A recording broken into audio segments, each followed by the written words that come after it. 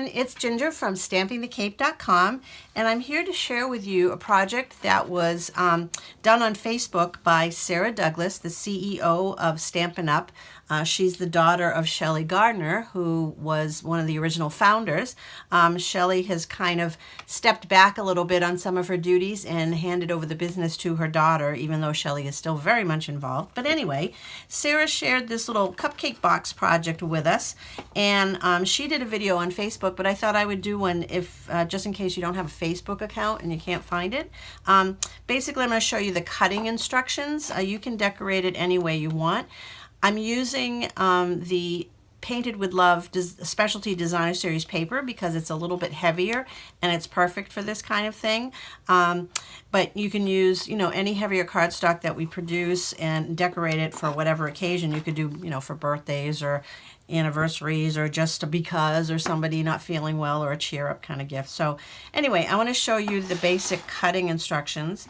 I'm using our Stampin' Trimmer, and I had actually started to do this already, and then my video went wacky, so I've got part of the scoring done, but I'm going to go through it again for you.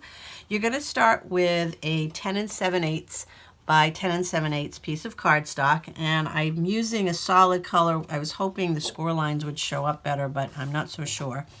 But anyway, you're going to start by scoring it 3 7/8 to create 9 sections.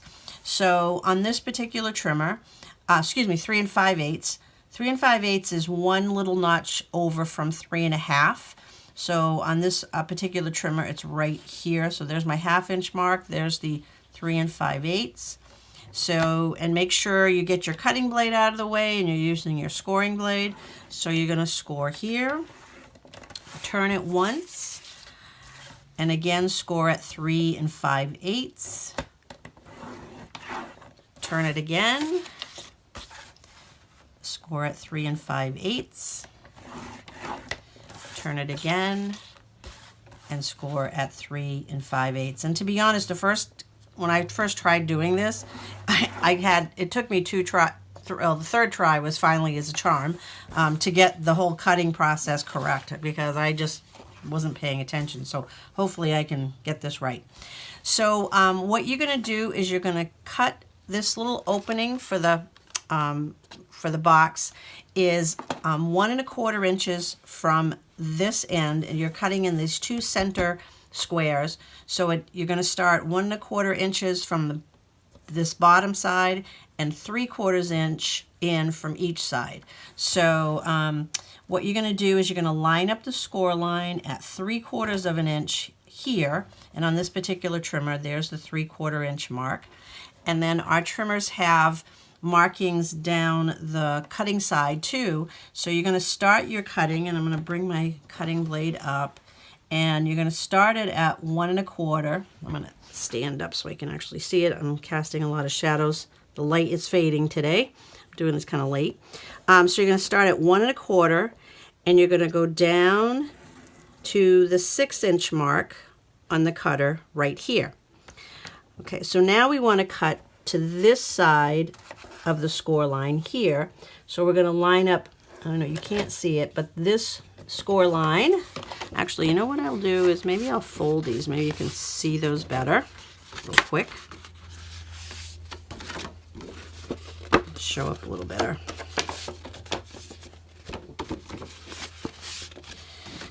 Okay, so maybe you can see that score line. So now we're going to cut on this side. So we want to line it up on the 3/4 mark on this side. So here's our 1 inch. We're going to go over 1/4 inch and line up that score line, which is right there. And again, they follow up this way too. And we're going to come up again 1 1/4 inch, start our cutting line there, and go to 6 inches. And then we're going to turn it. Okay, so now we want to match up that score line to the 1 1/4 mark, which is right on the edge of this trimmer. So that score line is going to go there, and we're going to come and match up. This happens to be like right there. which would be 3/4 of an inch from this horizontal score line. And we're going to go down until we meet the other score line, which is 3/4 of an inch from there. And then we're going to do the same thing on this side, matching the edge of the cardstock this time to the edge of our trimmer, which is 1.25 inches. And we're going to come in 3/4 of an inch from that side and cut across. So we've cut out our little centerpiece. So now we need to create some tabs on each end so that we can fold over the box and have something to attach to. So these, I did 1/2 inch strips. So what I'm going to do is I'm going to line, this is the 1/2 inch mark, I'm going to line up this score line with the 1/2 inch mark, and I'm going to cut to this horizontal score line, which is at 3 5/8. I have to stand up. Okay, and then I'm going to do the same thing here, but I'm going to match it up on this side, which is this 1/2 inch mark here. There's my score line. And again, up to 3 5/8. And then you can either do this now if you want, and then you're going to cut right along the score line to there to cut that off.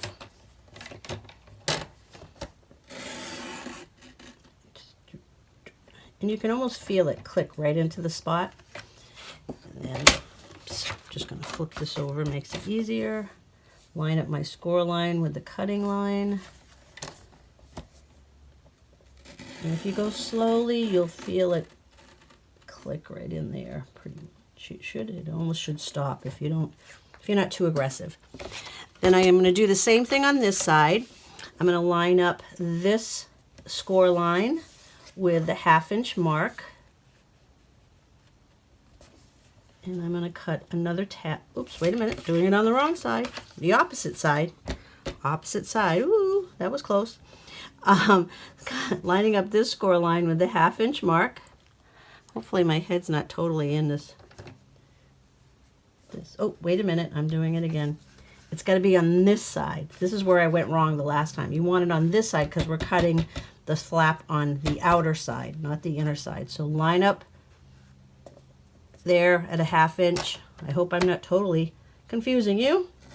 And we're going to go up 3 5/8 to that score line. Now we're going to line this one up to this 1/2 inch mark right there. This is 1 inch, and we go over half so that we can cut this flap up 3 5/8. And then we're going to cut at the score line and cut these squares off. And these squares, scraps that you have, you can use to make, if you want to make it like a to from tag, or if you want to do some additional decorations with the paper, you can use those scraps for that. They're a pretty decent piece, or you could make another card. Okay, so there's your box outline. So it should look like this. And what I do is we just do it like an angle cut. There's no special measurement, just so that it makes it a little neater on these flaps. So that, oops, I didn't cut off. I didn't go all the way up. And just cut these off at an angle here. Makes them a little neater. Oh, doesn't look like I went all the way up to the score line there. You want to make sure when you cut it, you go all the way up to the score line. You can cut it with the scissors. I did on this one, but I didn't do. Oh, I guess I didn't. So make sure when you cut this across, you go all the way up to the score line, so you can get to that flap. I made these a while ago, so I forgot what I was doing. Okay, so you want to make sure you're up to there. I'm just cutting randomly at an angle. Okay, so we get rid of those little triangles. So now what you're going to do is we're going to put tear and tape adhesive on these flaps here. And let me see, do I have any here? Okay, I've got my tearing tape, and I just need to find the end.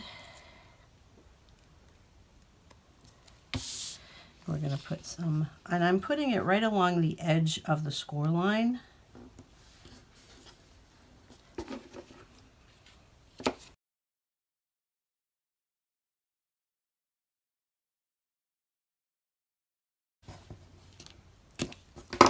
Okay.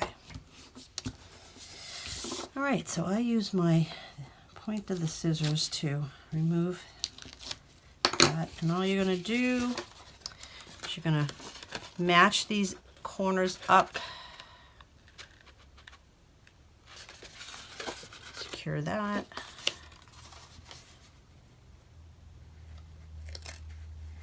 Match these corners up. Oops, wait a minute. Shouldn't have done that. I'm going to stop right there, because you should put in, before you do this, you should put in your window sheet. Actually, you can use window sheet. I've used our plastic bags for this. Let me see. I'm going to show you. You can do the same thing, like I said, with a window sheet. I'm going to show you with one of our bags. I did it. Sarah's is a little bit bigger and it comes right to the edge, but I just did it smaller so that it fits within here. Anyway, so you're going to want to measure 3 inches wide by 6 inches, and you're going to use this fold line of the bag. So here's my bag, and I'm using this fold line as one of the seams. So what you're going to do is cut it down to a 3-inch piece. Actually, let's use this end where it's open. So this is the open end of the bag. And I'm measuring it 3 inches wide. Hopefully my cutting blade is sharp enough. Good. And then you're going to measure it while it's folded 3 inches deep. So you're going to utilize this fold line already in the bag. It's nice and sharp, and it'll work really well. So again, you should do this before you seal up your box. It'll make life easier. But you want to put tearing tape around the perimeter. I don't want to, if I tear my box apart, I don't want to do that. So you're going to put your tearing tape along the edge of your window. And once again, let me reiterate, don't do what I did. Do this before you start to assemble the box. While the paper is flat, will be much easier.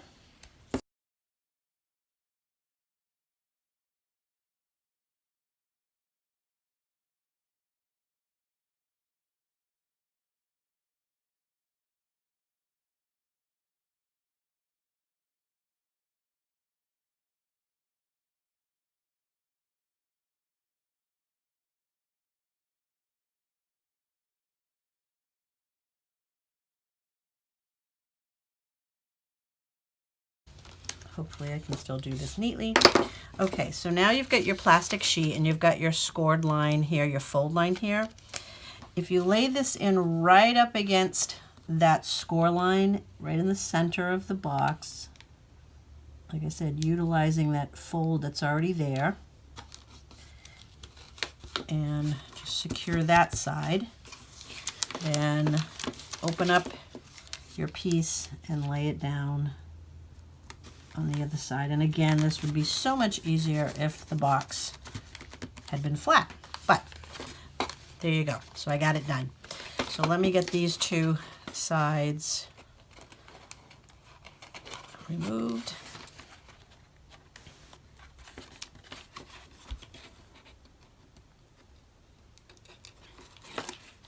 This is probably one of the worst videos I've ever done. Oh gosh. All right, so we're going to line up this side, and then we're going to line up this side. So just rub that down, make sure they're all secure. So there's your box cover. Now, we used, or Sarah used, the mini pizza boxes, and so they actually come, I'm just going to pull this one apart if I can. Okay, there we go. So they come flat. Should have brought one out, but I didn't want to cut another one because I've made so many of these already. So they come flat like this. So this is the lid part, and you're going to take it's the fourth from the largest of the circle dies. So here are the 4 largest ones, and it's this one right here. It's like right in the center of all the die shapes. It would be the center one. And you're just going to place it in your Big Shot and run it through and cut that circle out. Now, if you'd like to make this little frame, if you're using our layering circle framelits, you could take the coordinating scallop circle, and which is this one, it just fits in. And or if you want to do a larger one, you can do a larger one. Let's see, what's the next size? Maybe this is the one I used. Oh yeah, this is the one I used. Anyway, it gives a little more space. And the pieces that were cut off from the box should fit, I believe, this right on there. So you can cut out this decorative circle just to finish off your opening. That's up to you. And I just attached a piece on the bottom. You don't have to do that either. So the boxes go together. The front has little grooves, and you just pop them in there. And then, oh, that's the back actually. And then you close your little box, and your cupcake fits perfectly right inside. Now, one of the things that I did was I added ribbon, because I had made a bunch of these to sell at a vendor fair. And so I was concerned that, somebody pick up the box and the box comes apart. And since I was selling them empty without the cupcakes, I wanted to come up with a way of securing it so that somebody could undo it. So I just took ribbon and went around it and made a bow. I put some adhesive on the bottom to secure it to the bottom of the box. The other thing you can do is they sell those little clear stickers. You've probably gotten mail, either booklets or whatever. They have those clear little mailing stickers. And once you get your cupcake in, you could just put, those clear stickers on either side so that if somebody were to pick up the box from here, you're not going to drop your cupcake down. It'll still seal it up. I've just decorated mine. I used the heart from the Box of Love framelits, the Sure Do Love You bundle, and that's in Mellow Mambo. These are gold foil little leaves that I made, sort of like angel wings or wings on the heart. That's just another heart from the die set cut from scrap. And this is a sentiment. These are just scrap pieces I had left over, and I had a little gold sequin trim that I tucked in there, but you can decorate them any way you want. This was another scrap from the box that one of the this folded edge, I cut it down to like a little, I think this is 2x2, and I put a piece of Whisper White on the inside and stamped a 2 from another stamp set I had, and just punched it. And you can use it if you're using the ribbon. You can just attach the 2 from as a tag. So that's just a couple of ideas on the box. I hope I didn't totally confuse you, but like I said, there's a PDF I have available that has a diagram, has some directions, so that maybe between the video and my PDF you can figure it out. So all you would have to do is leave a comment on my blog post, and which I will leave a link for that.